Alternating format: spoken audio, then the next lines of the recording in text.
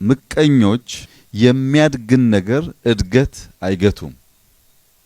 ምቀኞች ያለን ሀብት በምቀኝነት ሊቀንሱት አይችሉም። ይህን በአንድ ምሳሌ ለማስረዳት የፀጉርና የጥፍር ሁነኛ ምቀኛው ምላጭ ነው። ምላጭ ባገኘው አጋጣሚ ፀጉር ይላጫል፣ ባገኘው አጋጣሚ ጥፍር ያሳጥራል። ነገር ግን ጥፍርም ማደጉን አያቆምም፣ የራስ ፀጉርም ማደጉን አያቆምም።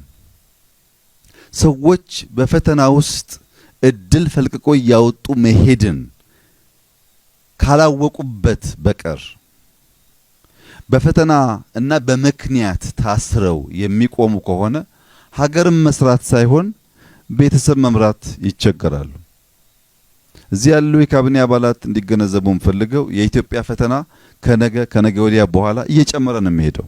ባደግን ቁጥር ትልቀታችን በተረጋገጠ ቁጥር ሀብታችን መውጣት የጀመረ ቁጥር አሁን የምናቃቸው ፈተናዎች ብቻ ሳይሆኑ አዳዲስ ፈተናዎች ይወለዳሉ።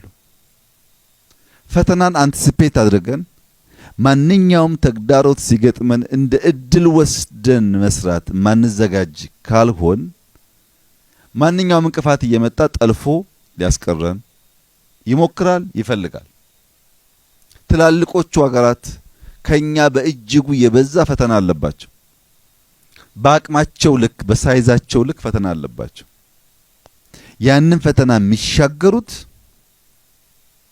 ያንን ፈተና የሚያልፉት ከእያንዳንዱ ችግር ውስጥ እድል ማውጣት ይቻላል።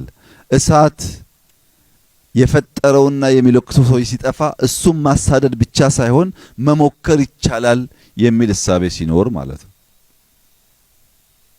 አሁንም ፈተና አለ፣ ነገም ይኖራል፣ ትናንትም ነበረ። ነገር ግን እኛ በእይታ ለውጥ ስራዎቻችን እንሰራለን።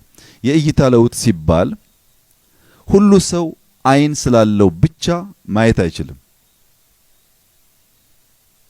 አይን ጧት ያየውን ጧት ባየበት ስፍራ ከምሽቱ 3 ሰዓት ብትወስዱት ማየት አይችልም።